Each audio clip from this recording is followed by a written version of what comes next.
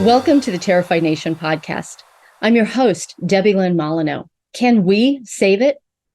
That's what we're exploring in this podcast series. And for me, the answer is a resounding yes, we can. And we must. Now, this is episode 3, and it's titled, Who is Programming Your Fear? I like to start each show with a question that we'll explore together. And in previous shows, we've been exploring how the dystopian alternatives have cost us our closest relationships. And we've touched on who is telling us these shared future stories that, no reasonable person really wants. And we've identified 2 groups of people who are driving the narratives, the conflict profiteers and Hollywood. Now, for some reason, we seem particularly drawn to stories about the end times. So we're actually living in this dystopian narrative where the world is ending.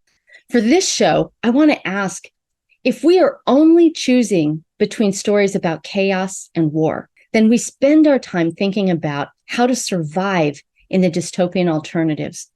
Are we bringing it about? Is this a self-fulfilling prophecy? I really hope not, because the future that I want is filled with community and deep connections and a way for everyone to contribute to others in their communities. So let's start by going on a little time trip back to October of 2023. Now, this is when I interviewed cultural futurist Theo Edmonds. Now, his job is to help people be ready for the future. And I have to be honest, he shared so much, so fast, that it was really hard to capture. But here are just a few highlights. In 2023, the World Economic Forum identified the top 5 skills needed for the future workforce. Are you ready? Here they are. Analytical thinking, creative thinking, self-awareness, resilience, curiosity. Now, when Theo said these things, I was like, wait, what?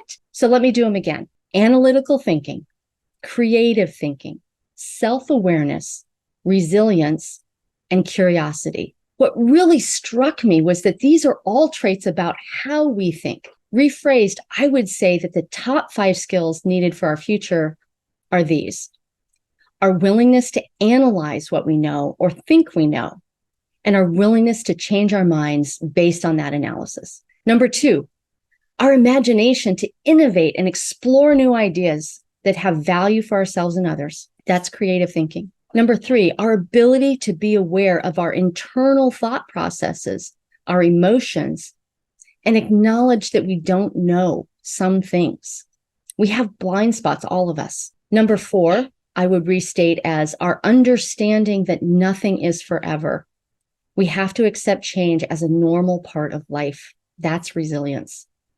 And lastly, our curiosity. We need to have questioning of ourselves and others and the world around us in a way that produces wonder and awe in the answers. Theo then shared this paraphrased quote from me that he got from George Sparks.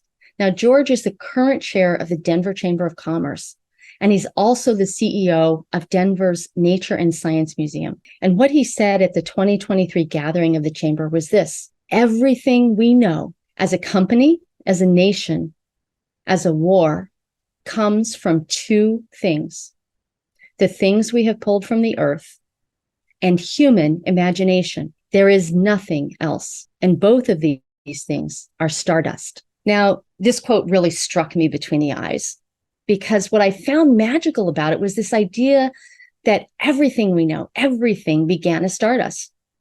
And scientifically, it's true. Yet we often forget about this connection that we have to each other and to the planet. And we have help in forgetting so many things in our attention-driven economy, because there are so many things to pay attention to. Even promoting this podcast, I'm using the rules of the current attention economy. And I'm still working out how to do no harm. When we become disconnected from each other, someone steps into our thinking with an us versus them narrative that inevitably leads to those dystopian future stories. So why is it so hard to change? Well, Theo had an answer for that too. So he shared with me some observations from neuroscience about how our brains are wired that make change very, very difficult. He notes that there are 4 buckets to resistance of change. So these are things to consider and reflect on within each one of us. Here are Theo's words. It boils down to a lot of research about storytelling and selling change to groups. And there are 4 buckets that cause people to dig in their heels. Number 1, or bucket 1, our brains are wired to continue the status quo. Even when we know the status quo isn't working, we don't have to do anything. Our brains do it for us. Bucket 2, any kind of change is going to involve physical, economic, or emotional exertion.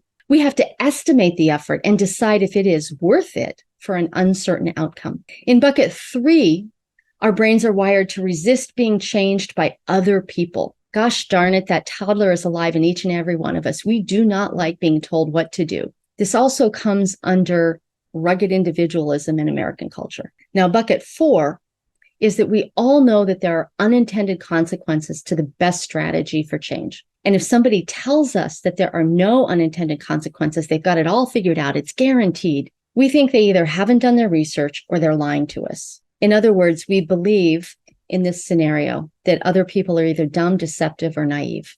Now, which bucket do you find yourself in most often? For me, I'm a bucket 2 and 3 person. I want to know if the change is going to be worth it. And of course, I don't like being told what to do because I'm kind of bossy myself. I like being in charge. Don't you? So how do you manage change in your life? What about changing your mind? Which buckets of resistance get in the way? I really invite you to share your thoughts about this on the Terrified Nation podcast website. Together, we can figure out how to make a better future. So I'd like to just thank you, number 1, for giving a damn about our nation.